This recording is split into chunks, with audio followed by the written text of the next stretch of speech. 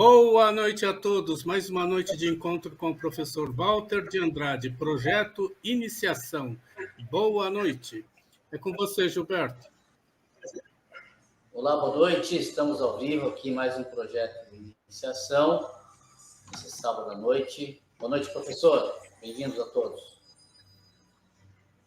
Boa noite, irmão Gilberto Cartira, irmão Carlos Nascimento. Boa noite a todos os irmãos que se encontram presentes, assistindo o nosso encontro aqui de hoje, né? E sejam todos bem-vindos e vamos trabalhar, né? Dizemos aqui o nosso encontro de todo sábado, ele tem, pelo canal Conexão 3005, ele tem um título, é Projeto Iniciação. Então, sempre relembrando que o projeto Iniciação é o projeto mais importante que um ser humano tem na vida para desenvolver. A pessoa pode ter muitos projetos na vida, mas o mais importante diante da divindade é justamente o projeto Iniciação, o seu autoconhecimento. E para que a pessoa realize o seu autoconhecimento, é necessário que ela se estude, e se aprimore no conhecimento, e mais do que nunca se filie a uma escola iniciática. Isso os mestres dizem que é necessário a pessoa filiar-se a uma escola iniciática. A pessoa pode escolher a escola que ela quiser, que mais lhe agradar. Mas, em nosso caso, nós convidamos as pessoas a virem fazer a iniciação na Sociedade Brasileira de Eubiose, fundada pelo nosso mestre, professor Henrique José de Souza. Esse nosso encontro aqui, ele é justamente destinado a dar essa parte inicial, né? Dar esse impacto inicial, né? Esse encontro aqui, nosso, é destinado a dar a base filosófica e iniciática para aqueles que pretendem seguir esse caminho da iniciação, né? A base que nós seguimos é sempre a doutrina, os ensinamentos de Helena Petrov Blavatsky e os ensinamentos do nosso mestre professor Henrique José de Souza. E, é claro, todos os ensinamentos de todos os grandes mestres instrutores da humanidade, através dos tempos e de todas as civilizações. O objetivo do encontro é a síntese do conhecimento a fim de propiciar aos pretendentes ao caminho da iniciação informações importantes a respeito para essa finalidade, né? O encontro visa também propiciar a reflexão a respeito do momento evolutivo que a humanidade está vivenciando neste início do século XXI, início da Era de Aquários.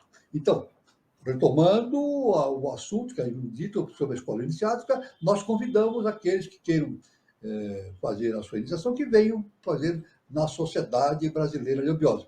Como é que a pessoa pode iniciar esse processo? É simples, é só entrar na internet, né? Procurar um serviço de busca e colocar Sociedade Brasileira de Eubiose. Ela vai encontrar o site da Eubiose. Nesse site, ela pesquisa o site e vai verificar ali o endereço, a existência de muitos departamentos no Brasil e no exterior, departamentos da Eubiose, né? Então, a pessoa pode... O site vai dar endereço, telefone, e-mail, para a pessoa fazer o contato, a pessoa faz esse contato e estabelece o ponto inicial desse trabalho de iniciático na eubiose. Devemos dizer que a eubiose, a parte inicial da eubiose, para se tornar membro da eubiose, é necessário fazer 5 graus, do qual o primeiro grau é o grau peregrino. Depois são mais 4 graus, totalizando 5. Finalizando esses 5 graus, a pessoa tem a possibilidade de tornar-se membro efetivo da Sociedade Brasileira de Eubiose. Então, ela pode participar das ritualísticas, das reuniões, todas as reuniões, tanto internas como públicas, todas as atividades da eubiose, e, principalmente, ela tem a oportunidade de ler as revelações do nosso mestre, nosso augusto mestre, professor Henrique José de Souza, que são milhares de páginas, né? Então, esse convite que nós fazemos aos nossos irmãos, né? Aqui, viu, Carlos, nós temos aqui presente a nossa irmã Crochê by Cíntia. Isso. Eu respondi uma série de perguntas, né? Boa noite, Cíntia. Eu respondi uma série de perguntas que ficou no ar, né, na aula passada, no nosso encontro passado, e ficou faltando responder para a Cíntia, que ela não estava presente aqui. Então, hoje ela está presente e eu vou responder 2 perguntas que ela fez justamente no encontro anterior ao da semana passada. Né? A nossa irmã Cíntia, ela perguntou o seguinte, uma das perguntas: o Sol central é composto de energia divina? Isso foi uma pergunta. Então, a resposta é o seguinte: sim, é. Mas uma resposta mais ampla dizendo o seguinte: tudo no universo é composto de energia divina. Evidentemente, dentro do seu estado de conhecimento relativamente ao progresso evolucional daqueles seres que estão nesses níveis. Né? Então, o grande Sol central tem energia divina em si. Todos os níveis abaixo do Sol central, até onde nós vivemos, tem energia divina. Nós temos energia divina dentro de nós, mas não temos consciência ainda disso. É isso?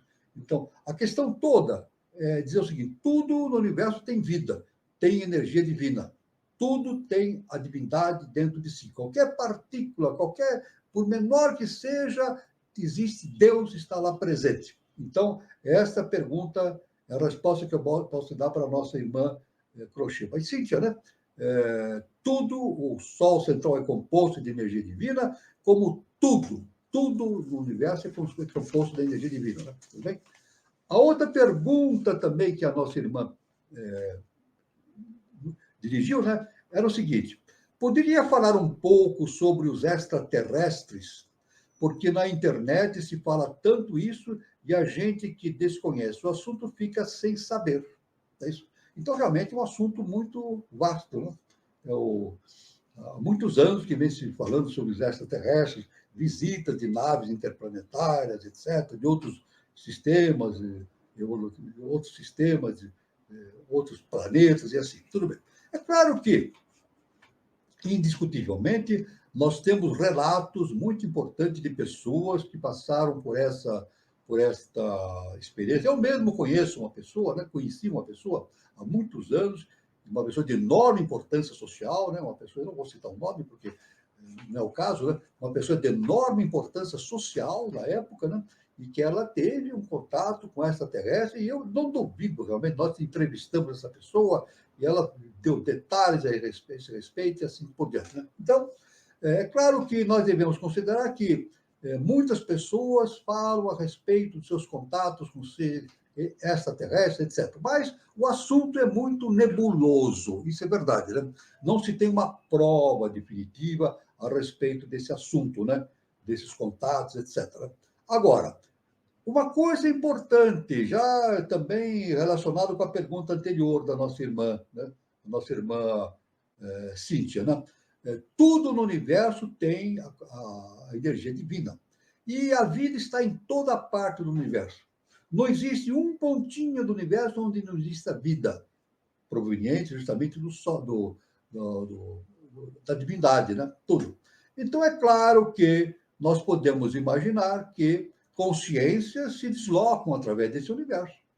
É isso? Nós podemos deduzir isso. Isso baseado nos conhecimentos da ciência iniciada das idades. Nós podemos, logo de início, tirar a seguinte conclusão: consciências existem que viajam pelo universo todo, né? Entre galáxias, entre sistemas solares, planetas, etc. Agora, a questão é entender como isso funciona, né?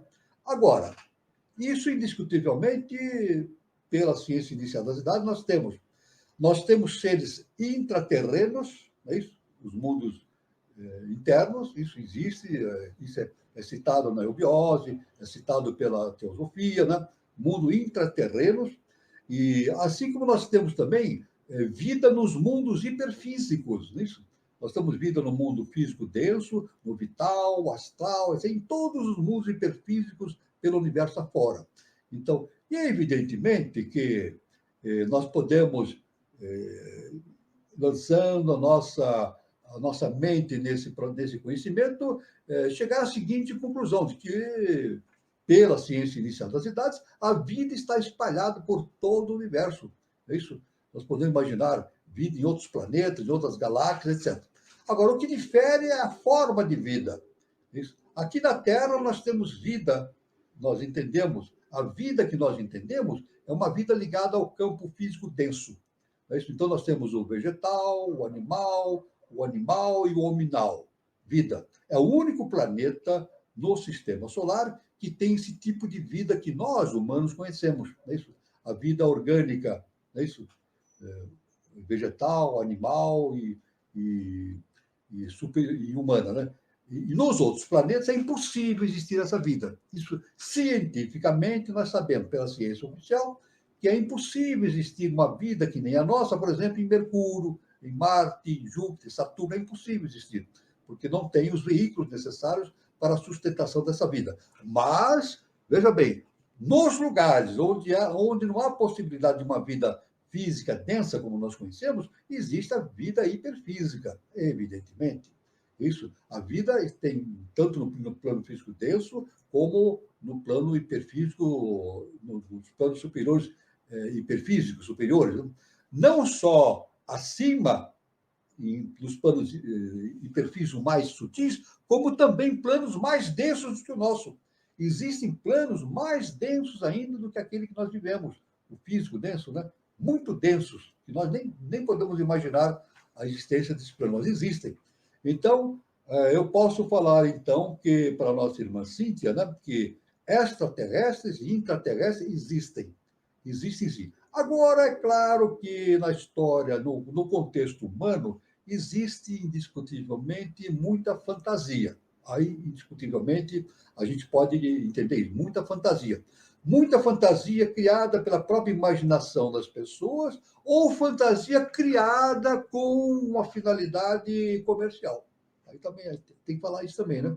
Muita fantasia criada com a finalidade comercial, de vender livros, de vender palestras, de fazer encontros, etc. Quer dizer, tem muita exploração comercial a esse respeito. Por isso que é muito difícil a gente tirar uma conclusão, vamos dizer, científica, né? Principalmente científica, a respeito desse assunto. Mas eu falo para a irmã Cíntia o seguinte, que existem, sim, seres extraterrestres, existem, e assim como intraterrenos também. E esses seres, evidentemente, eles viajam pelo universo todo. Eles viajam pelo universo todo. E mais do que isso, eles utilizam-se claro que eles utilizam-se de veículos sutis. Eles podem viajar pelo universo todo, no plano astral, no plano mental, no plano vital. Então, realmente, eles não têm fronteira. Existem seres no universo que não têm fronteiras para os seus caminhos de peregrinação pelo universo, né? Nós não temos prova a esse respeito, mas pela ciência iniciada das idades, nós podemos chegar à seguinte essa conclusão, né? Então, somos visitados por seres extraterrestres? Não temos prova disso, definitiva, mas é bem provável que sim. É isso? É bem provável que sim. Mas não podemos acreditar nos exageros que a fantasia humana cria, né? A fantasia humana, tanto com interesse de maneira imaginativa ou de forma deliberada para satisfazer determinados interesses, né, comerciais, mas, indiscutivelmente, existem esses seres que viajam pelo universo. Né? Assim como o ser humano vai chegar um momento em que ele vai peregrinar pelo universo todo. Das definições que é dado pela ciência iniciática a respeito do adepto, né? Um adepto é aquele ser que atingiu uma consciência super-humana. Já não é mais humano, é um ser super-humano. E a ciência iniciática das idades nos afirma o seguinte, é um conhecimento iniciático, que um adepto ele pode viajar pelo sistema solar inteiro.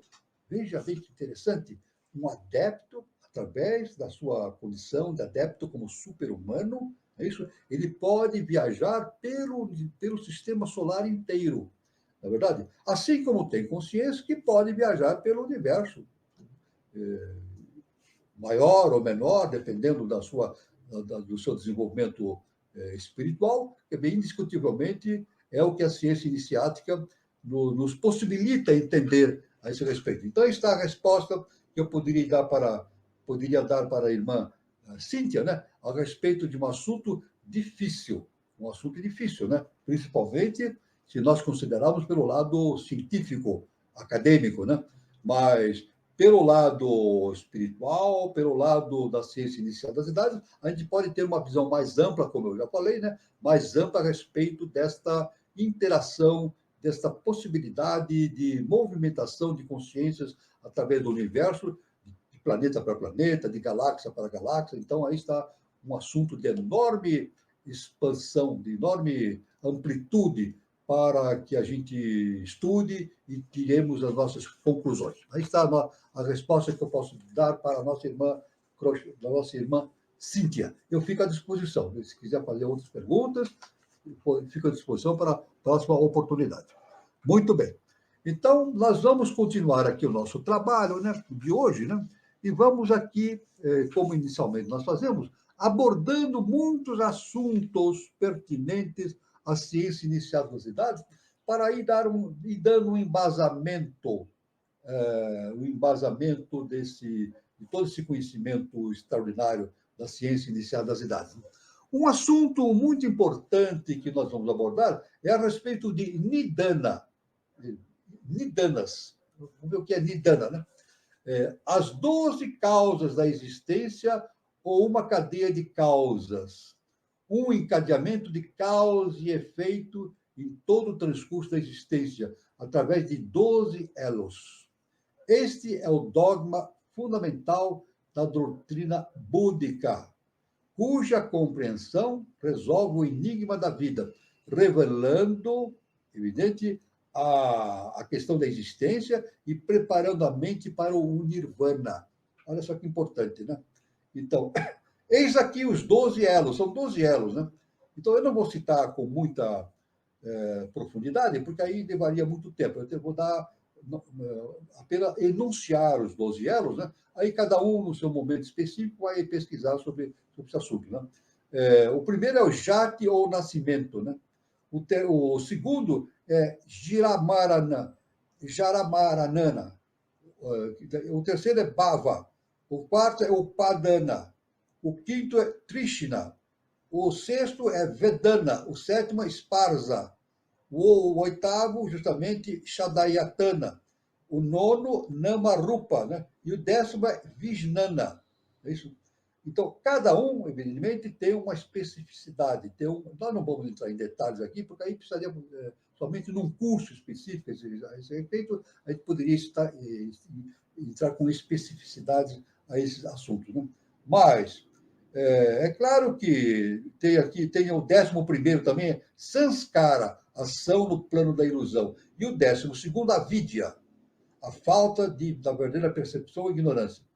Como os Nidanas correspondem às mais sutis e incríveis doutrinas do sistema metafísico oriental, é impossível aprofundar mais esse assunto. A própria HPB fala isso, né? É impossível a gente, de imediato, aprofundar mais esse assunto sem que haja uma profunda meditação a respeito desse assunto, né? Tal palavra, Nidana, ou causa de existência, é o princípio fundamental de toda a doutrina de Buda. Tal palavra significa cadeia de causas, ou melhor, origem da dependência. Então, é claro que dentro da eubiose, né, nós sabemos que nós somos provenientes da Lua. É isso? Numa cadeia anterior, a gente vivia a cadeia lunar. Num determinado momento, houve um transbordo da Lua para a Terra. Então, aí o nosso mestre, o professor Richard Souza, fala do transbordo lunar para a Terra, né? E nós, na Lua, nós vivíamos a experiência animal. Quando nós, seres humanos, vivíamos na Lua a experiência animal. E na Terra, subimos um degrau, passamos a vivenciar a experiência hominal.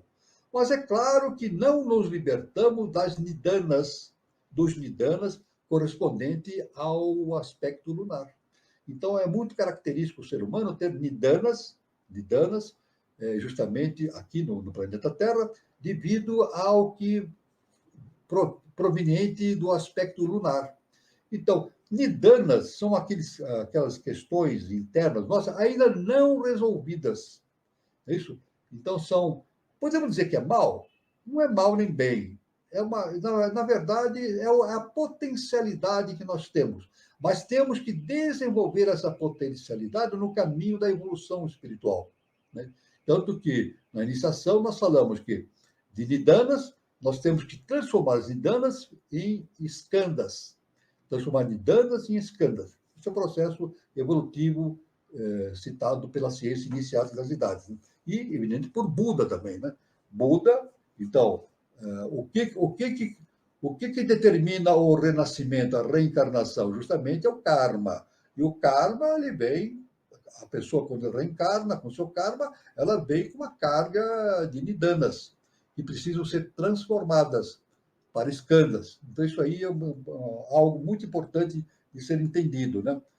Tal palavra significa, nidanas, né? Cadeia de causas, ou melhor, origem da dependência. Em seu catecismo búdico, Olcott, que trabalhou junto com a HPB, é isso? Em parceria, enuncia os 12 nidanas, como nós já citamos, né? Com seus nomes pális, da seguinte maneira. Então, aí aqui é citado os 12 nidanas, que nós não vamos citar novamente, nós já citamos, né? Mas, evidentemente, num curso específico sobre esse tema, então, isso na eubiose é feito, né? Esses 12 nidanas são estudados com profundidade, vendo justamente as características de cada nidana. Então, temos 12 nidanas no nosso aspecto kármico, e temos que transformar esses 12 nidanas para skandhas. Então, cada nidana tem um aspecto particular, relativamente à nossa egoidade, à nossa característica egocêntrica, à nossa personalidade. Então, essas nidanas têm que ser transformadas. É um processo de transformação, né? Então, para maiores detalhes, então, citado, é necessário ler, consultar a doutrina secreta de Helena Blavatsky para ver com detalhes, né? Nidana significa também causa, origem, causa primeira ou principal, essência, forma original, conhecimento das causas, purificação, corda, atadura. Então, tudo isso aí tem de acordo com o entendimento lá da antiga Índia, tem essas conotações a respeito de nidanas. Então, nidanas, de maneira geral, então, sintetizando, são 12 características que nós temos na nossa personalidade, é isso? E que temos que transformar em skandhas, para que, com essa transformação, a gente atinja o nível de adeptado, ou nos tornemos seres super-humanos. É claro que, quando nós nos tornamos um adepto, um ser super-humano, nós nos libertamos do karma. É isso? Quebramos o que chama a roda de Sansara. A roda de Sansara, que é a união de karma, formando uma roda. Quebramos essa roda. Então, no momento em que a consciência não está mais ligada ao karma, ela não precisa mais reencarnar. Ela pode encarnar. Veja a diferença. Sem o karma, ela pode encarnar. Só que aí os seres superiores encarnam, eles não reencarnam, eles encarnam. Mas eles encarnam seguindo uma lei superior. É isso? Que não é o karma, o dharma. Aí segue a lei do dharma, que é uma lei que é vigente nos planos superiores, além do Akasha, além do segundo trono, acima do segundo trono. Então, aí temos uma visão bastante sintética a respeito de nidanas, mas é um assunto extremamente amplo. Eu devo dizer que aqueles que vierem para a eubiose, existe um nível específico, um determinado nível, em que isso é tudo estudado com profundidade. Os nidanas e o processo que se deve estabelecer para a transformação desses nidanas em skandhas. Isso aí reflete justamente no desenvolvimento do chakra cardíaco do indivíduo, né? O desenvolvimento do chakra cardíaco. Nidanas, skandhas, transformando em skandhas, e desenvolvimento do chakra cardíaco no indivíduo. Está muito importante esse conhecimento, tudo bem? Então, vamos agora, então, ver um outro ponto importante aqui na nossa sequência de conhecimento, é justamente o nome Nilo. Nilo, quem já não ouviu falar, né? Nilo, justamente, é um rio que existe na África, justamente é o rio principal que existe no Egito, né? Este nome não tem nada de egípcio, conforme a ciência iniciática diz. Nilo não tem nada de egípcio. O nome sagrado desse rio é Hapi. Nas representações que nos oferecem os muros dos templos, há um Nilo do Sul e um Nilo do Norte, figurados por dois personagens carregados de oferendas e que portam na cabeça plantas características das regiões fecundadas por suas águas. O nome profano do Nilo é Atur, ou Aur, isto é, rio. É designado como revivificador por causa do seu reaparecimento anual. O Nilo é chamado também, pela história, é denominado como a dádiva do Nilo. A dádiva do Nilo. Sem o Nilo, o Egito não existiria. O Nilo é, em grande parte, constituído por areia, né, por desertos, e o Nilo, justamente, é um rio bastante extenso, né, que vai desaguar no mar Mediterrâneo, não é isso? E ele tem essa propriedade de tornar fértil as suas margens. Então, era dali, das margens do Nilo, que o egípcio retirava a sua fonte de sustento vegetal, né? E é claro que a vida animal também está relacionada com o Nilo, né? Por isso que é chamado a dádiva do Nilo. O Nilo era considerado como um fluxo saído dos membros de Deus. Ó, o Nilo era considerado como um fluxo saído dos membros de Deus, para dar vida aos homens e fazer germinar as plantas. Olha só que importante esse conhecimento. O personagem de forma humana que representa esse rio parece participar dos dois sexos. Em Sílfilis, um determinado lugar no Egito chamado Sílfilis, celebravam-se cerimônias em sua honra. Os papiros conservavam um hino ao deus Nilo. Ao deus Nilo. Nós devemos, e também existe na tradição do conhecimento do Egito, na antiga Egito, né, que a estrela Sírius, que é uma estrela de primeira grandeza da constelação do Cão Maior, existe o aparecimento de Sírius anualmente como o nascimento helíaco de Sírius, ou seja, Sírius nasce um pouquinho antes do Sol. Isso astrologicamente é conhecido pelos antigos e até hoje se sabe disso. A estrela Sírius, ela nasce no horizonte um pouquinho antes do Sol. Então, chama-se o nascimento helíaco de Sírius. E é justamente, os antigos sabiam, que quando ocorria o nascimento helíaco de Sírius, o que acontecia? O rio Nilo tornava-se mais caudaloso. As águas do Nilo tornavam-se maiores, em maior quantidade, né? E, em consequência disso, havia uma inundação das margens do Nilo, claro, né? E um aumento da possibilidade da produtividade de cereais, de vegetais, etc., justamente através desse anúncio, né? Anúncio cósmico dado pelo aspecto astronômico do nascimento helíaco de Sírius, que justamente dava essa possibilidade do rio Nilo tornar-se um rio mais caudaloso e fertilizando as suas margens e propiciando ao egípcio a possibilidade de aumento de produção do seu sustento alimentar. Então, está, no rio Nilo realmente é algo muito importante para o Egito, mas também para a humanidade, né? É cercado de muitas tradições, muitos mitos, muitos ensinamentos esotéricos e assim por diante. Então, isso é muito importante esse conhecimento, né?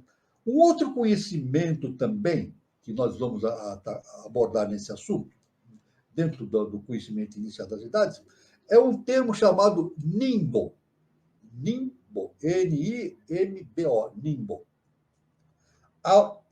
O que significa nimbo?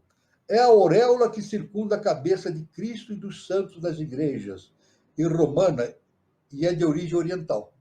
Não? Então, aquela auréola que circunda a cabeça dos santos, que a gente vê na Igreja Católica com bastante frequência, né? Então, é o nimbo. Como sabe todo orientalista, Buda é representado com a cabeça rodeada por uma auréola brilhante, de 6 níveis de extensão. Segundo demonstrou um estudioso chamado Hardy, Seus discípulos principais são representados pelos pintores com um sinal semelhante de grandeza espiritual. Não só Buda, mas seus discípulos são representados com esse nimbo, essas auréolas envolvendo a sua cabeça. Na China, no Tibete, no Japão, as cabeças dos santos são sempre rodeadas de um nimbo, de uma auréola. Veja só, não só na Igreja Católica, mas isso aí é encontrado também na China, no Tibete e no Japão. É o nome dado, nimbo é o nome dado ao disco ou aura parcial que emana da cabeça de uma divindade ou de um santo. Isso. Nós podemos até relacionar isso com o chakra coronal. Quando nós estudamos isso na eubiose, existem níveis que estudam justamente os chakras, o desenvolvimento dos chakras. Quem vier para a eubiose vai ter possibilidade de desenvolver todo esse estudo. Né? Então, esse nimbo também pode ser relacionado com o chakra coronal. Né? Então, no Egito, o nimbo ou aura da cabeça foi atribuído ao início ao deus solar Ra. O deus Sol, no Egito, é chamado Ra. Mais tarde, na Grécia, foi adotado pelo deus Apolo. Na Índia, pode-se ver atualmente nas grutas de Ellora a figura de Indrani, esposa de Indra, que em outros tempos foi o deus principal da Índia, tendo nos braços o menino Deus Sol. E num dos antigos templos da Índia há uma pintura de Krishna amamentado por sua mãe, a Virgem Devaki. O halo que rodeia as cabeças da mãe e do menino é idêntico ao que vemos atualmente em todas as famosas pinturas da Virgem e do Menino, próprias da era cristã. Então, a gente vê, Krishna e sua mãe também são representadas com um nimbo, um halo, uma aura circundando as suas cabeças. Né? Isso é muito frequente na Igreja Católica. Então, eu quero dizer, é muito importante a gente ver que essa questão da auréola não é algo da Igreja Católica, é algo que é difundido no Egito, na Índia, na China, no Japão. Isso é conhecido. Faz parte do entendimento, do conhecimento da ciência iniciada das cidades. Isso, relativamente à identificação de um ser puro, de um ser elevado, né? Que nós podemos, então, entender também como a visualização do chakra coronal, né? Na sua cabeça. Né? Na iconografia cristã, o nimbo ou diadema, como reflexo da glória celeste, é atributo de santidade. Esse nimbo é atributo de santidade. Também o era de realeza, como se vê em algumas moedas e medalhas de Trajano, Antonino Pio, Constantino, Justiniano, etc. Então, isso foi adotado também por outros seres para demonstrar uma certa diferenciação desses seres com o resto da humanidade. Os artistas cristãos davam ao nimbo, a essa auréola, cores diversas, vermelho, verde, etc. Porém, concedendo a superioridade ao nimbo de ouro, que melhor expressa a luz, por essa razão era reservado para os santos e para os imperadores cristãos. Então, isso aí, esse nimbo de cor de ouro, então era usado para indicar seres de elevada estatura espiritual. Então, a gente vê, então, que o estudo do nimbo não é somente da auréola, não é uma característica apenas da Igreja Católica, mas sim ela está presente em toda a história da humanidade, né? Na Índia, na China, no Japão, no Egito. Então, representa algo de enorme importância a ser estudado por aqueles que se dedicam ao caminho, se dedicam ao projeto de iniciação, ou autoconhecimento. Veja só que profundidade esse conhecimento. Agora, um outro conhecimento muito importante que nós vamos aqui desenvolver, e agora esse conhecimento realmente é fantástico, né? É justamente o termo Nirmanakaya. Olha só, Nirmanakaya. Vamos ver? Em filosofia esotérica, uma coisa completamente diferente do significado popular que se dá a essa palavra e das ideias dos orientalistas. Alguns denominam o corpo de Nirmanakaya, de nirvana com restos. supondo provavelmente que seja uma espécie de condição nirvânica, durante a qual se conserva a consciência e a forma. Isso é uma definição geral do Nirmanakaya. Outros dizem que é um dos Tritakas, ou melhor, outros dizem que é um dos Trikaya, três corpos, com o poder de adquirir qualquer forma aparente para propagar o budismo, segundo um determinado estudioso, e também que é o avatar encarnado de uma divindade, e assim sucessivamente. Em ocultismo, por outro lado, Nirmakaya, embora signifique literalmente um corpo, Nirmakaya, o ocultismo denominado como um corpo específico, transformado, um corpo transformado, evidentemente, é um estado ou condição. A forma é a do adepto ou yogi que escolhe ou entra em tal estado após a morte, preferencialmente a condição dharmakaya ou estado nirvânico absoluto. E atua assim porque o último caia, corpo alheja ou para sempre do mundo da forma, conferindo um estado de bem-aventurança egoísta, da qual nenhum outro ser vivo pode participar. Veja bem. Assim sendo, o adepto fica impossibilitado de ajudar a humanidade ou os próprios devas. Como Nirmanakaya, contudo, o homem deixa atrás de si apenas seu corpo físico e conserva todos os demais princípios, exceto o kármico, porque o estripou para sempre da sua natureza durante a vida, sem que a possa jamais ressurgir em seu estado após a morte.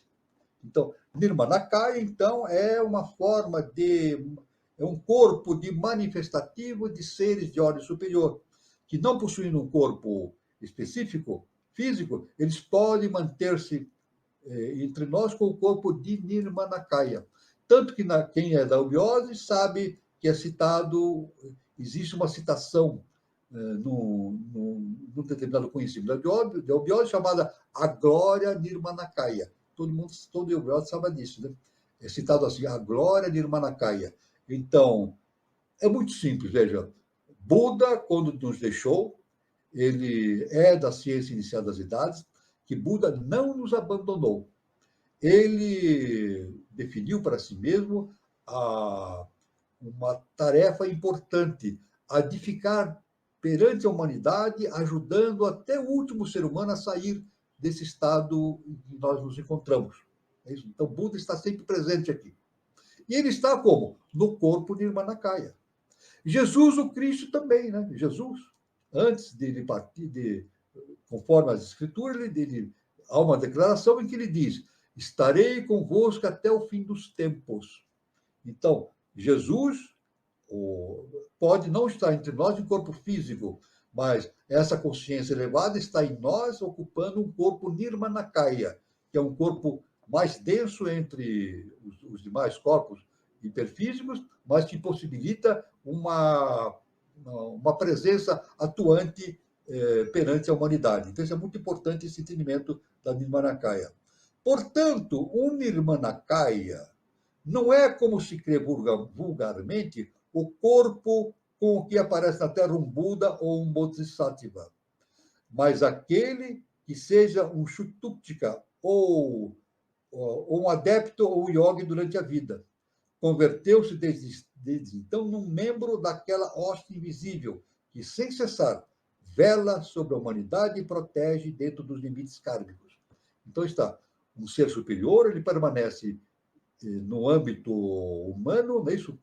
Não visível para o ser humano, mas ele está num corpo hiperfísico. E esse corpo é chamado de Nirmanakaya, corpo Nirmanakaya. Né? Com frequência, tomado erradamente por um espírito, por um deva, pelo próprio Deus, o Nirmanakaya é sempre um anjo protetor. Veja, o Nirmanakaya é sempre um anjo protetor. Olha que importante. Compassível, um verdadeiro anjo da guarda para aquele que se torna digno de seu auxílio. Então, aí, como nós falamos, dentro do conhecimento cristão, o anjo da guarda, né? É justamente um ser de elevada estirpe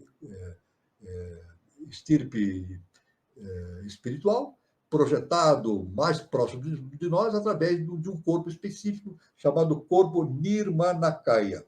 Quaisquer que sejam as objeções que se possa apresentar contra essa doutrina, e por mais que se a negue, porque, a bem da verdade, até agora nunca se tornou pública na Europa e, por conseguinte, visto que é desconhecida dos orientalistas, deve ser necessariamente um mito de invenção moderna. Ninguém se atreveria a dizer que essa ideia de auxiliar a humanidade doente à custa do quase interminável sacrifício de si mesmo não é uma das ideias maiores e mais sublimes que já saíram do cérebro humano. Não do cérebro humano também, somente, mas também das intenções espirituais dos nossos condutores superiores, né? Então, eles se manifestam entre nós através do corpo Nirmanakaya. É por isso que o Neobiose fala assim, a glória Nirmanakaya. Então, o Nirmanakaya, literalmente, significa corpo, invólucro, ou vestimenta livre de egoísmo. Veja bem, Nirmanakaya é um corpo livre do espírito do egoísmo, ou seja, não tem ligação com a personalidade. É a manifestação de uma consciência com um corpo específico, dito Nirmanakaya, mas uma consciência que é super-humana, um anjo. Isso é muito importante, né? Então, tal adepto, então, na sua manifestação, permanece no plano astral, invisível, relacionado com a nossa Terra. E, desde então, atua e vive na posse de todos os seus princípios, exceto do Kamarupa e do corpo físico denso. Então, aí está a definição deste nome Nirmanakaya. É justamente um corpo hiperfísico utilizado por seres de elevada estirpe espiritual para permanecer junto à face da Terra, nos ajudando no nosso processo evolutivo. E que, como nós dissemos, né, no catolicismo, dentro do catolicismo, não, na própria conhecimento cristão, é chamado justamente dos anjos, né? Anjos da guarda, anjos da guarda. Veja só que importante esse conhecimento. A gente vê, pela ciência inicial das idades, a gente vê que esses termos que nós conhecemos dentro da religião têm uma explicação. Tem uma explicação definida dentro do conhecimento iniciático das idades. Não do nosso tempo, isso vem de muito tempo da Índia e assim por diante, de milhares e milhares de anos. Né? Isso é muito importante, então, esse conhecimento. Né? Então, muito bem esse conhecimento.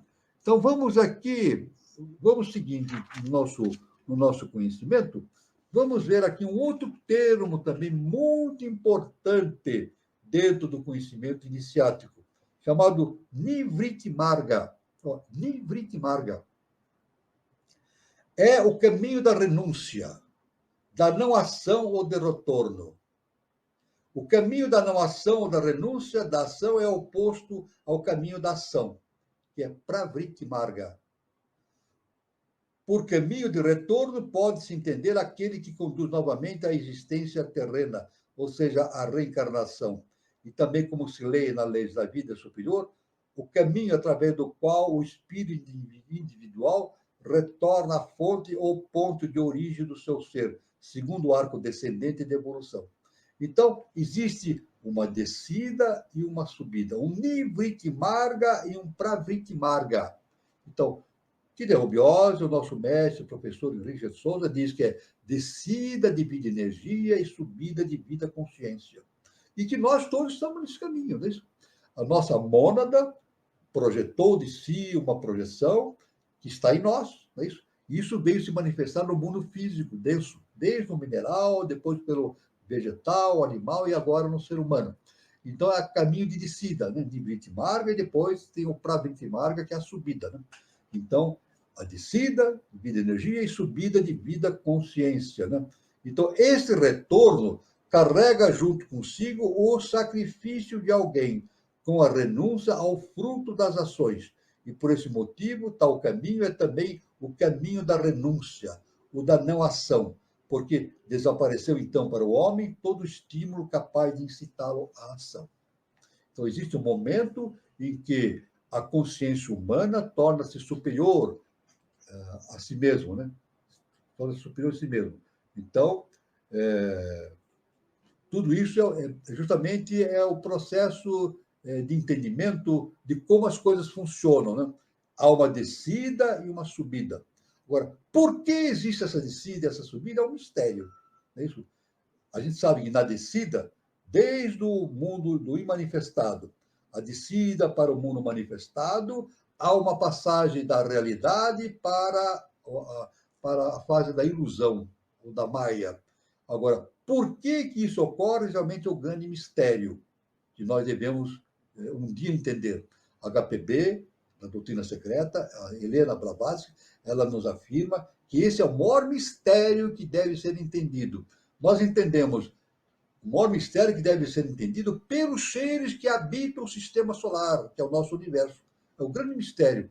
Justamente essa ligação que existe entre o eterno e o manifestado. Por que isso ocorre? Isso é o grande mistério. É claro que o caminho para o entendimento desse mistério é o caminho da iniciação, do autoconhecimento, né? Tanto que na antiguidade, está lá no tempo de Apolo e Delfos, estava escrito no frontispício do templo, estava escrito assim: homem, conhece a ti mesmo e conhecerás os deuses e o universo. Como é que nós podemos conhecer os deuses e o universo? Conhecendo a nós mesmos. A nós mesmos. Então, passamos por essa descida e agora estamos nessa subida. Isso aí está de acordo com o que está se falando atualmente na internet de maneira bastante frequente, a passagem da Terra para a quinta dimensão. Tudo bem? Viemos da terceira dimensão para a quarta dimensão e agora a Terra caminha para a quinta dimensão. A quinta dimensão é justamente a manifestação no mundo físico, no mundo vital. E depois do vital, a Terra passa lá para a manifestação no corpo, no mundo astral, depois do mental, depois nos planos além do Akasha.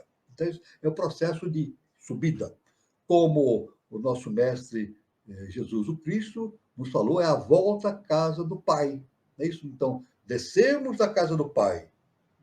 A projeção da mônada vem do primeiro trono, né? Vem para o mundo mais físico, denso, e agora estamos subindo, retornando à casa do Pai. Então, isso aí é o conceito do Nivriti Marga, né? Que é justamente a ação do retorno, né? Que indica esse equilíbrio, esse processo de ação entre a descida e a subida, através do processo da iniciação, né? Um outro termo também que é muito importante para o entendimento dentro da iniciação é justamente esse termo Noé. Vamos ver esse termo Noé. Nós já falamos várias vezes a respeito, mas vamos novamente repetir esse termo, porque está ligado com a antropogênese, estreitamente ligado ao conhecimento da antropogênese, né? Noé, o novo homem da nova raça, cujo protótipo é Vaisvasvata, Manu idêntico ao Shitsa hindu, a semente humana para povoar novamente a Terra depois do dilúvio. Então, Noé faz parte da antropogênese, né? Então, houve um momento em que a Atlântida foi invadida pelas águas. Isso aí na Bíblia é citado como dilúvio. Citado como dilúvio. Então, na Bíblia é dito que Noé, ele, amando de Deus, construiu uma arca e, amando de Deus, ele colocou nessa arca um casal de cada espécie viva, né? Nós podemos imaginar que ele colocou também vegetais, animais, isso segundo diz a tradição, né? E que depois, quando as águas subiram, ele ficou navegando na superfície dessas águas, e quando essas águas baixaram, ele repovoou o mundo. Houve um repovoamento do mundo através desse trabalho do Noé. Que o Noé corresponde, na ciência inicial das idades, ao Vaisvasvata.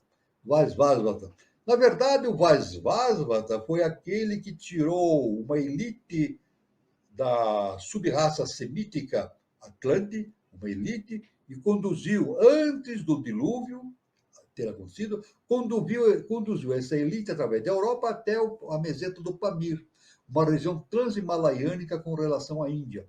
Então, esse Vaisvasvata conduziu esse povo através da Europa e até a meseta do Pamir. E lá na meseta do Pamir surgiu uma nova civilização. E essa civilização deu início justamente à raça ariana, a quinta raça-mãe, da qual nós fazemos, a humanidade hoje faz parte, né? Uma quinta raça-mãe. É a última manifestação da antropogênese, a mais recente, né? Quando aconteceu isso? 1 milhão de anos. Olha, há 1 milhão de anos. É um tempo muito pequeno para a antropogênese, né?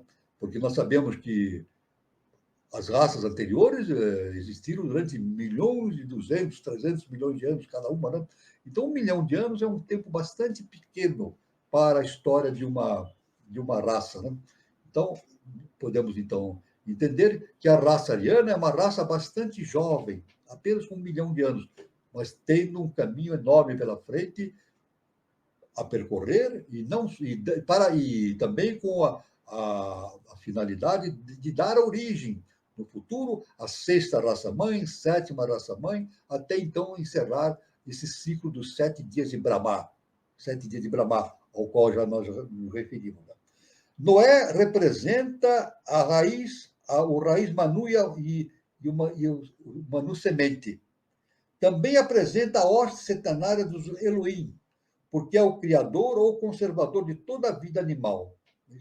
Então, aí, isso é muito importante, esse entendimento, então, dessa questão do Noé. Acredita-se, de forma bastante importante, que não existiu somente um Vaisvasvata, mas uma série de Vaisvasvatas.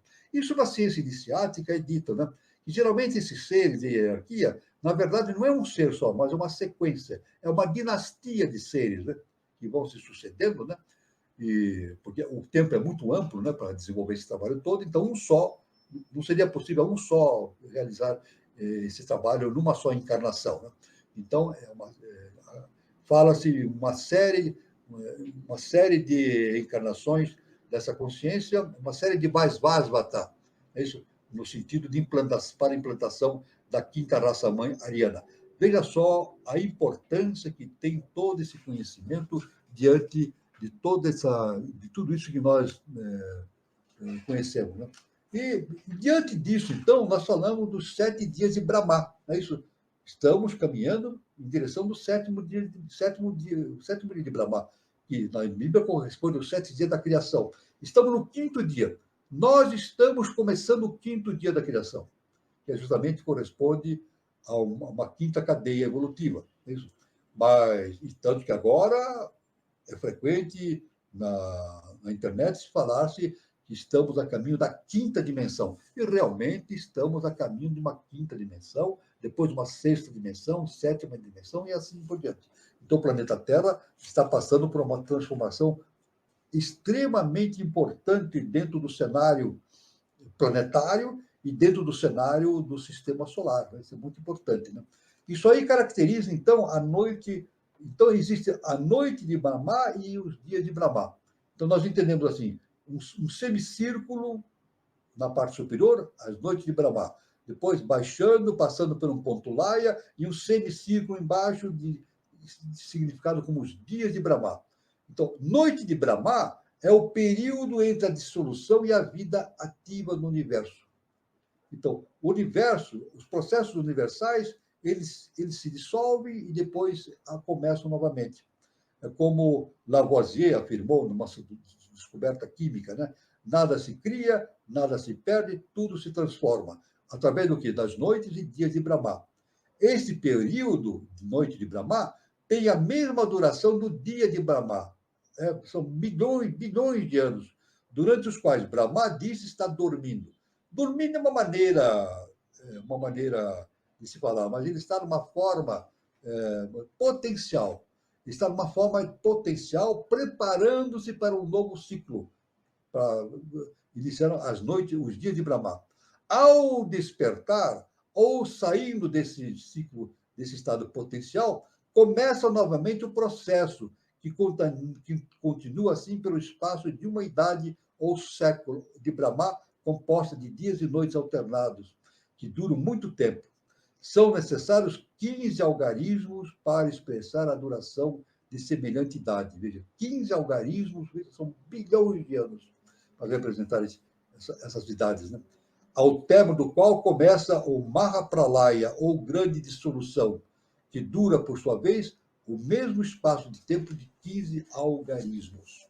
Então, nós podemos dizer, então, que nós estamos vivendo um quinto estado de existência, uma quinta coisa. E podemos até entender que lá no tempo de Adão e Eva, justamente indica, interpretando a Bíblia de uma forma esotérica, de acordo com a ciência inicial das idades, nós podemos entender que passamos dali de um quarto dia da criação para um quinto dia da criação. Passou para um quinto dia da criação. Isso é muito importante, então, nesse entendimento desses fatos importantes, né? Tudo bem? Então, aí está a Noite de Brahma. Nós vamos agora, encerrando essa parte inicial aqui, nós vamos continuar mais um pouco justamente com o nosso estudo a respeito justamente da antropogênese. A respeito da antropogênese. Nós vamos aqui reiniciando o nosso estudo, né? Vamos aqui. Muito bem. Nós havíamos dito no encontro passado que os Atlantes construíram enormes imagens de 27 pés de altura, do tamanho dos seus próprios corpos. Acabamos na forma de Noé, né? Acabou de falar de Noé, né? Principalmente a inundação Atlântica, e a ciência iniciática diz que eles construíram enormes imagens, muito grandes, né? Há na raça Malaya, sub-raça da quarta raça, uma diversidade singular de estatura. Os naturais de Tahiti, Samoa, Tonga são mais altos que o resto das raças atuais. Então, os lemurianos e os atlantes eram muito altos. Os atlantes e os lemurianos tinham 3 metros, 4 metros de altura, né? E isso, naquela época, os atlantes e os lemurianos viveram junto com os dinossauros, na mesma época dos dinossauros. Os dinossauros têm a idade de um prédio de 4, 5 andares, né? Então, corresponde a uma altura enorme. E os atlantes e os lemurianos eram seres muito altos, muito altos. E a sua estatuária, né, representa justamente, identifica essa altura que eles tinham através da sua estatuária, né? As tribos indianas e os habitantes dos países indochinos são menores do que o termo médio geral. Isso se explica porque os polinésios pertencem às primeiras sub-raças sobreviventes de Atlântida, e os outros ao tronco último e menos fixo. Assim como os tasmânios se extinguiram por completo e os australianos estão desaparecendo rapidamente, o mesmo acontecerá com outras raças antigas. Como se conservaram esses anais, esses registros? Perguntarão, então, as pessoas. Como isso foi... Como permaneceram esses registros? O zodíaco egípcio conserva provas irrefutáveis desses registros que abrangem mais de 3 anos e meio siderais, ou cerca de 87 mil anos, corresponde na nossa maneira de exprimir o tempo. Os cálculos hindus abarcam cerca de 33 anos siderais, ou 850 mil anos. Os sacerdotes egípcios asseguraram a Heródoto que o polo da Terra e o polo da eclíptica tinham coincidido anteriormente. É isso. Então, possui observações registradas desde o tempo da primeira grande inundação, que se conserva na memória histórica ária, a mesma que submergiu a Atlântida há 850 mil anos. A ilha do Ceilão é o resto da antiga Lanka dos Atlantes, remanescente do continente do mesmo nome na Lemúria. Olha só que importante, hein? A que época pertenceram as estátuas colossais descobertas perto de Banya? Veja bem, a Estátua da Liberdade em Nova York é anã, junto das estátuas de Banya. Existem estátuas em determinados pontos do planeta que são enormes, no qual a estátua A Estátua da Liberdade é uma anãzinha, é minúscula diante dessas estruturas. Né? É uma montanha crivada de células gigantescas, com 2 imensos gigantes de pedra talhadas, obras de cíclopes, os verdadeiros gigantes. Então, essas formas de manifestação da atividade foram esculpidas em montanhas. Na América se encontraram ossos gigantescos também. As grutas e covas de Bamiyan, umas naturais, outras artificiais, foram a morada de monges budistas. Esse lugarejo fica na metade do caminho entre Cabul e Balkh, aos pés de Koibaba, montanha enorme na cordilheira do Hindu Kush, a 8.500 pés sobre o nível do mar. Bamiyan era uma parte da antiga Chinada de Duzhou, arruinada e destruída por Gengis Khan no século XIII.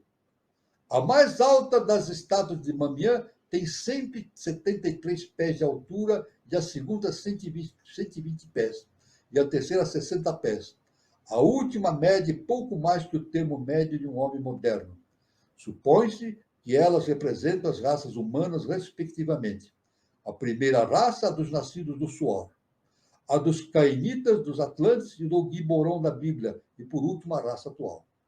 Então, a gente vê, essas estátuas têm uma representatividade importante, significando a altura desses seres na antiguidade, né? Os atlantes, os lemurianos e assim por diante, né? Eram seres enormes, né? Essas estátuas foram obra dos iniciados da quarta raça, anais imperecíveis da doutrina secreta sobre a evolução das raças. Elas provam a existência dos gigantes, pois se eles não tivessem vivido realmente, quem poderia mover pedras colossais como a de Stonehenge ou de Karnak, na Bretanha, e outras muitas espalhadas pelo mundo?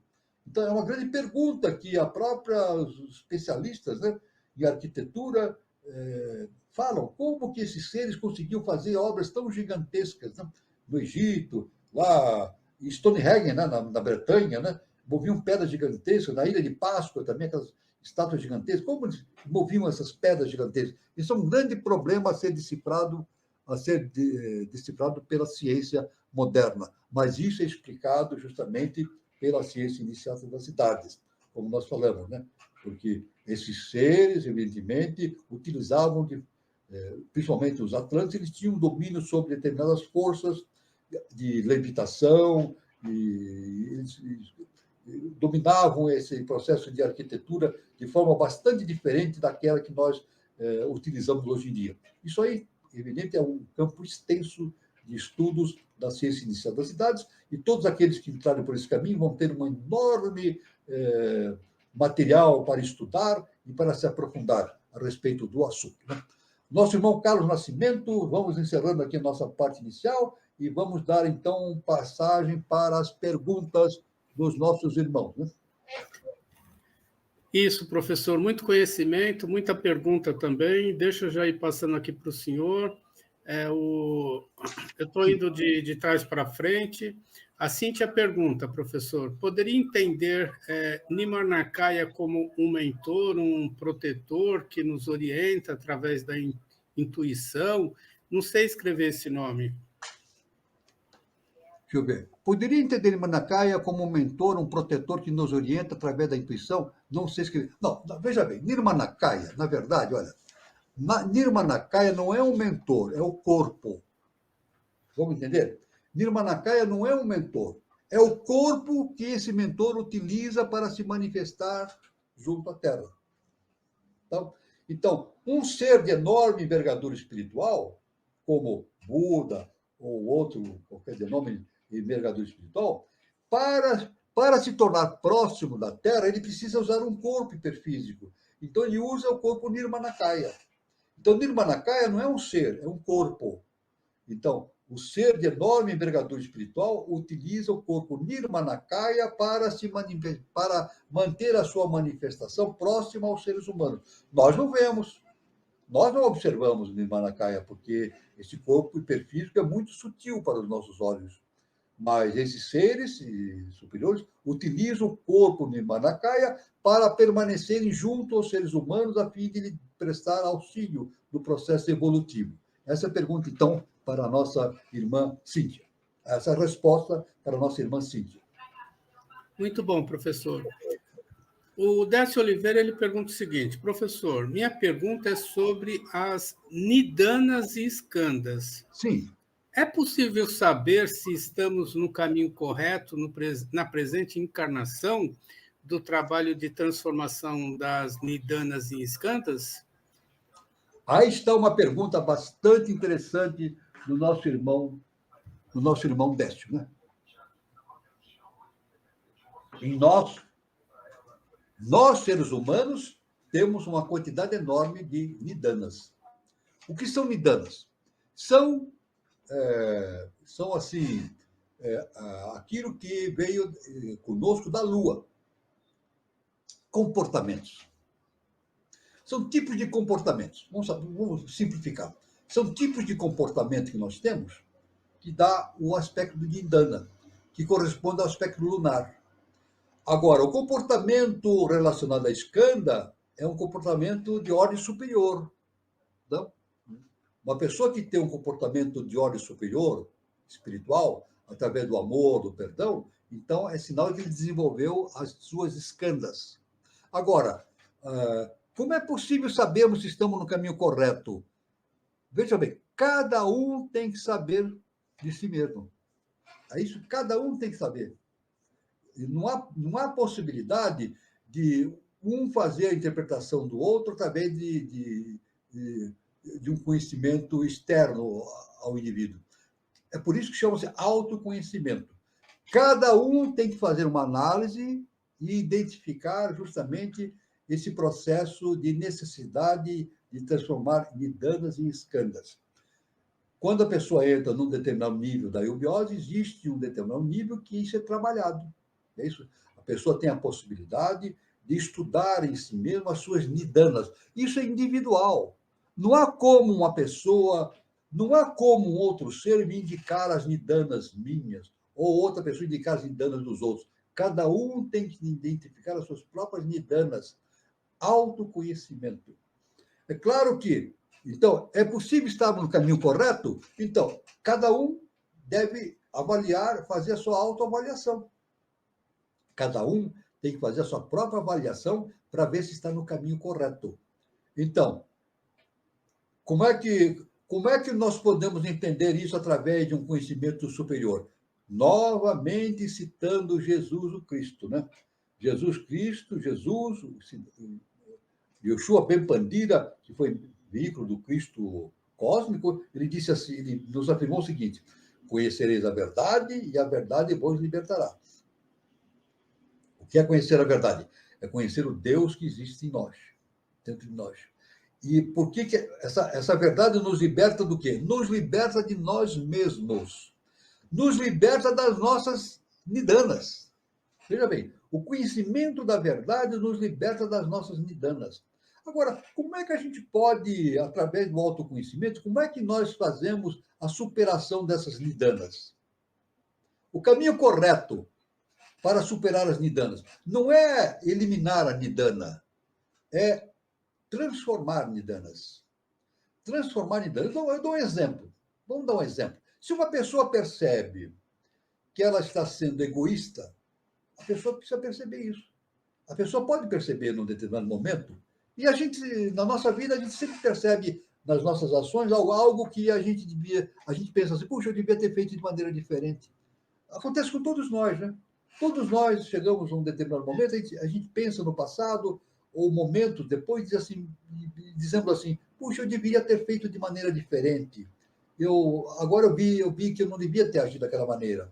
Então, agora, esse é um exemplo. Né? Se uma pessoa percebe que ela está agindo de maneira egoísta, então ela tem que fazer um trabalho para desenvolver o altruísmo. Veja bem, é o trabalho inverso. Não é destruir a nidana, sim transformar essa nidana em escanda, transformando o egoísmo, isso em altruísmo. É claro que isso no início dá trabalho. A pessoa precisa se vigiar, se autoconhecer, fazer um processo de autovigilância, de autoconhecimento, né? vigiar a si mesmo. Ela precisa fazer uma vigilância de si mesma. Mas no momento que ela consegue determinar as escândalos, isso é um trabalho de autoconhecimento, ela pode, então, ter a possibilidade de transformar essa Nidani em escândalo. É isso? No início, o trabalho é duro, é árduo, a pessoa tem que transformar, né? Fazer uma transformação. Mas, com o tempo, de tanto ela insistir nessa transformação, a Nidana, automaticamente, ela se transforma em escândalo e torna-se um hábito. Não é isso? Aquilo torna-se um hábito superior, ligado às escândalos.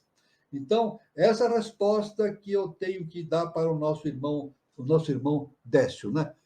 Como que nós sabemos se estamos no caminho correto? Cada um tem que fazer uma autoanálise do autoconhecimento. Não há como uma pessoa dar um diagnóstico sobre o outro. Não é possível. É impossível isso. O autoconhecimento é assim, a pessoa tem que fazer uma autoanálise e fazer um processo de transformação interna, rumo ao estado de adeptado.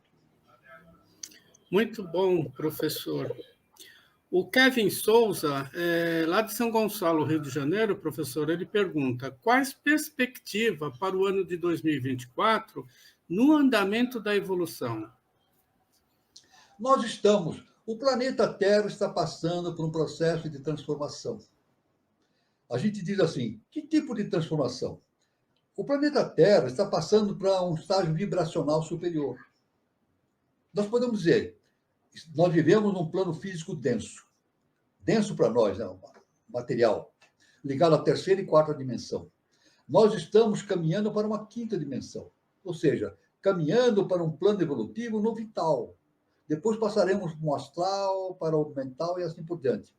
Agora, é muito importante, a gente pode perceber o seguinte, que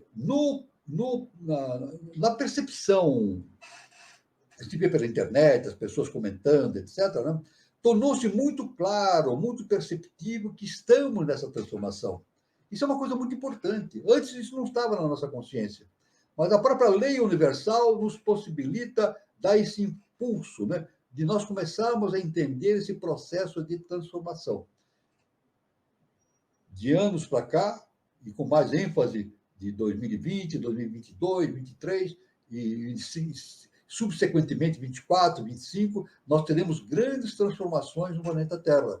É claro que essas transformações vão ocorrendo num processo contínuo, né? Nada ocorre, a evolução não dá saltos. A evolução não dá saltos, não é verdade? Mas a verdade é que esse processo de transformação da Terra é irreversível, irreversível. Tanto que, como regra geral, aqueles que estiverem vibrando com a quinta dimensão permanecem na Terra. Aqueles que não estiverem vibrando com a quinta dimensão, estiverem na terceira e quarta dimensão, serão retirados da Terra e reencarnarão em globos primitivos. Isso o nosso professor, Henrique de Souza, ele deixou numa das suas revelações. É isso? Numa dessas revelações, isso antes de 1963, na década de 40, década de 40 já ele falava isso. Ele dizia o seguinte: quem não estiver preparado para viver a nova situação não reencarna mais na Terra. Então, atualmente, a última reencarnação daqueles que estão reencarnados com relação à vida terrena. Quem estiver preparado, passa para a quinta dimensão. Quem não estiver preparado, fica na terceira e quarta dimensão, mas em outros planetas primitivos.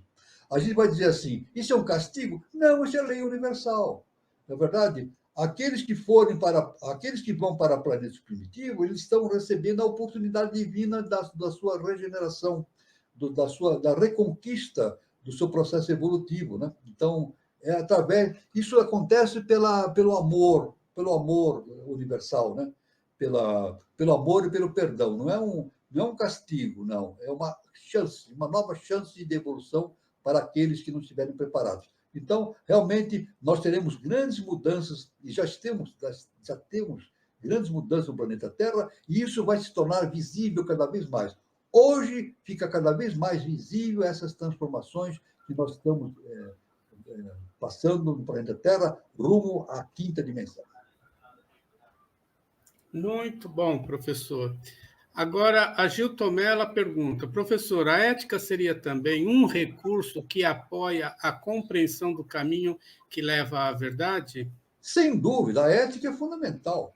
Aliás, devemos dizer que nos clássicos gregos, né, temos lá Platão, Aristóteles, Sócrates, eles tinham como ponto fundamental justamente o exercício da ética.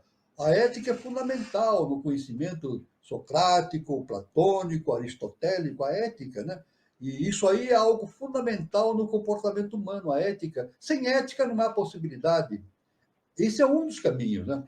É claro que a ética é um produto de algo superior. A ética, ela não é válida por si mesma, ela é produto de algo superior. Esse algo superior chama-se amor universal. A ética, na verdade, é uma projeção daquilo que se entende por amor universal, amor e perdão. Não é verdade? É claro que nós podíamos adicionar a ética, o comportamento humano, a cultura, tudo que a gente pode ver de bom no comportamento do ser humano, dentro do campo das escandas, né? Então, estão relacionados justamente com esse entendimento superior da fraternidade universal, da compaixão, do amor e do perdão. Isso aí os grandes mestres nos ensinam e nos ensinaram e nos ensinarão sempre a esse respeito, né? Siddhartha Gautama, Jesus o Cristo e outros grandes mestres nos ensinaram a esse respeito, e é o caminho que nós temos que seguir inevitavelmente.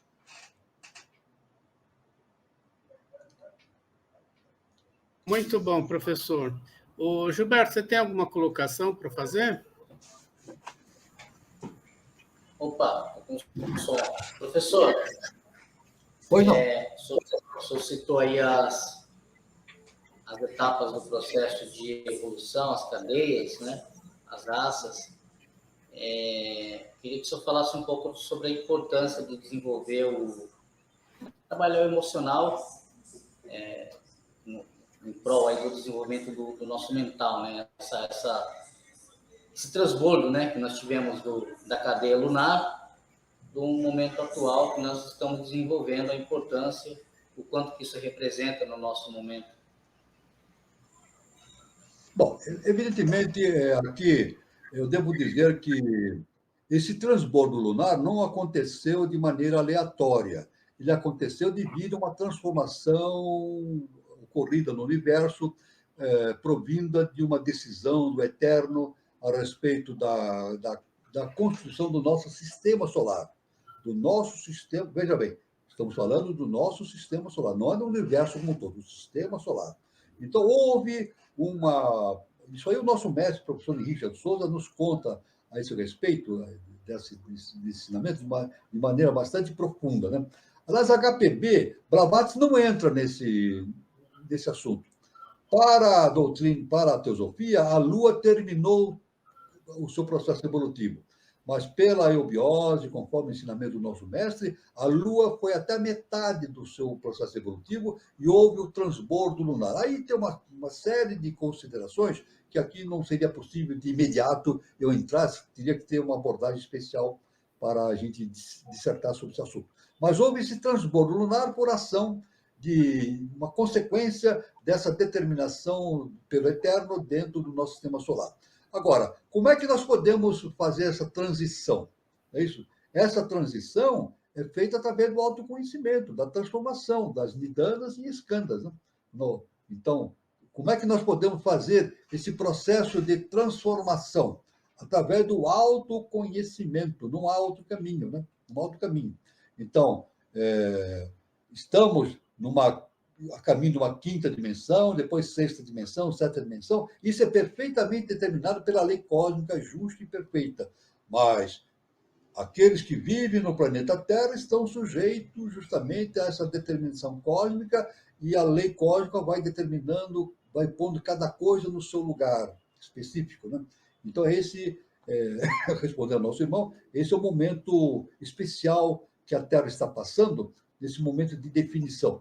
Aliás, veja bem, aqui no nosso próprio canal, o nosso canal chama-se Conexão 3005. É por esse motivo. O nosso mestre, professor Henrique de Souza, ele deixou nos seus ensinamentos que o ano 3005 na Terra será o início de uma nova civilização. É por isso que o nosso canal chama-se Canal Conexão 3005. Ou seja, nós devemos fazer essa conexão com aquilo que vai existir no ano 3005. E o nosso mestre afirma que a Agartha virá para a face da Terra. Olha só, a Agartha virá para a face da Terra. O nosso mestre nos ensinou isso. Um mundo interno, a Agartha virá para a face da Terra. Isso aí é um processo de transformação. Agora, é claro que nós temos que trabalhar por isso, né? Trabalhar por esse processo de transformação. E muito mais nós, que estamos no Brasil, nosso mestre afirma, professor Henrique de Souza, o Brasil justamente o berço da nova civilização. Veja bem, Brasil é a pátria da Avatara Maitreya, isso, ele é uma pátria destinada a albergar uma nova civilização. Então, é o berço da nova civilização. Então, isso aí é o que eu podia considerar, responder ao nosso irmão Catira sobre esse assunto. Muito bom, professor. Deixa eu só passar os recados, depois a gente dá continuidade, ver se tem mais alguma pergunta. Eu vou, inclusive, dar uma olhadinha aqui.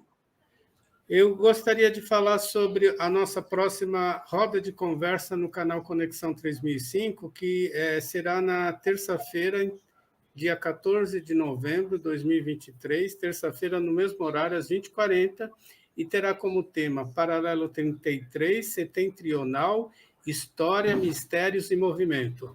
O Paralelo 33 Norte atravessa regiões históricas, misteriosas, Mesopotâmia, Oriente Médio, Triângulo das Bermudas, pirâmides egípcias, os Estados Unidos, etc.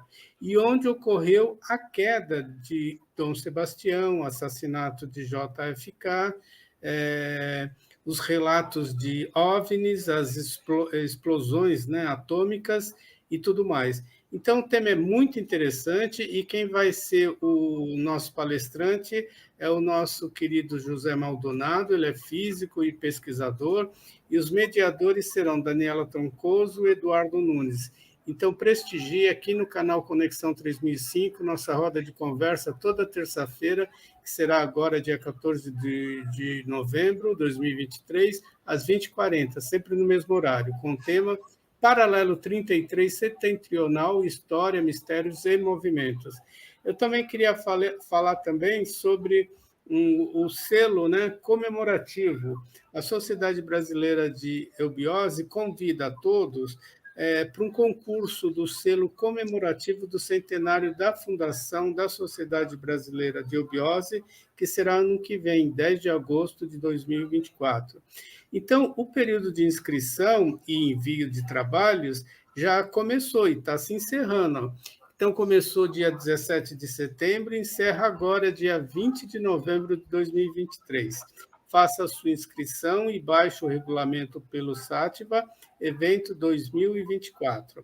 Então, é um concurso comemorativo do selo, né, comemorativo do centenário de fundação da Sociedade Brasileira de Eubiose.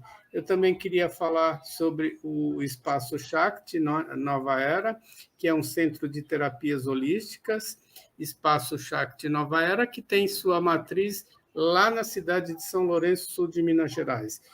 Quem estiver passando por São Lourenço, o endereço é Praça Helena Jefferson de Souza, 38, anexo 1. E lembrando que tem também as filiais em Brasília, no departamento da Eubiose de Brasília, e 2 endereços aqui em São Paulo, no departamento da Eubiose de Santana e do Sumaré. E para mais informações, tem aí o WhatsApp, prefixo 35 de São Lourenço, número 997566874. E aí o endereço no Instagram, @Shakti Nova Era. Então, os recadinhos eram esses que eu queria passar.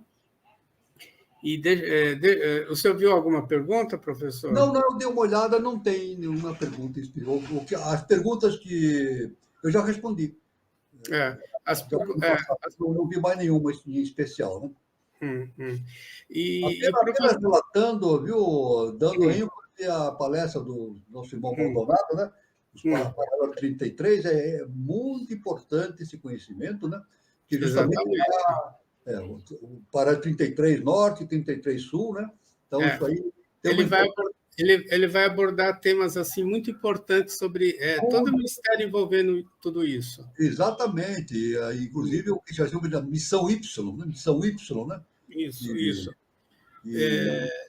Indicando a importância das Américas nesse momento. Isso. Principalmente o Brasil, né? O professor, só para fechar aqui o programa de hoje, por exemplo, a gente percebe que a Terra está passando por uma transformação, a gente percebe que vai haver uma mudança. Quem que auxiliou a Terra nesse processo de evolução, professor, no momento presente, atual? Bom, quem auxiliou, como assim? Porque deve ter alguém, a humanidade, deve existir alguém, seres na humanidade que também estão alavancando esse processo de evolução. Sem dúvida. Nós tivemos várias, não é de agora, viu? O Chico Xavier já falava nisso, né? Na década de 60, né? Ele já falava sobre essa transformação, depois de 50 anos, né? Livros dele também. O nosso mestre falava, o professor Henrique Souza, sobre essa transformação. E isso, se a gente pesquisar através da literatura, a gente vê sempre informações específicas a respeito dessa importância do Brasil, né? Justamente o paralelo 33, que o nosso irmão Maldonado vai abordar, né? A importância do Brasil nesse processo de transformação. É claro que os seres de hierarquia estão nos ajudando nesse trabalho, né? Porque nós, seres humanos, estamos, evidentemente, nesse embate com a nossa personalidade e temos que superar essas nidanas, né, que nós falamos, né? Transformar em escanas, para justamente termos possibilidade de passar para uma quinta dimensão. Se não tivermos a possibilidade, então a lei nos dá outras oportunidades em outros mundos, em outros orbos, em outros planetas, né? Ninguém fica sem auxílio, né? A lei é justa e perfeita, né? Agora, a Terra, evidentemente, tem sempre presente, e atualmente, indiscutivelmente, uma grande quantidade de seres de hierarquia, né? Dando suporte para que o ser humano consiga seguir esse caminho da evolução da Terra rumo a uma quinta dimensão, né? Isso, indiscutivelmente, esses seres estão sempre presentes. A lei nunca nos abandona. A lei está sempre presente, né? A lei é justa e perfeita. Muito bom, professor. Eu queria agradecer, inclusive, o professor Walter pelo conhecimento, né, que ele traz aqui para a gente, e agradecer a participação de todos, né? Agradecer o pessoal que nos prestigia todo sábado e prestigia também a nossa roda de conversa de terça-feira, e desejar a todos um bom final de sábado, um bom final de semana, e até terça-feira e até o nosso próximo encontro. Gilberto, suas considerações finais, Gilberto. Isso aí, desejar um bom final de semana a todos, bom restinho de sábado, agradecer a presença de todos e até o próximo programa. Grande abraço, boa noite, professor. Muito obrigado, irmão Gilberto Catira, irmão Carlos Nascimento, a todos os irmãos que estiveram presentes aqui, e estaremos juntos na terça-feira para o nosso encontro, e no sábado que vem também estaremos aqui sempre, trabalhando, né? Então, a todos, luz, paz e amor para todos, e fiquem todos com Deus. Bom.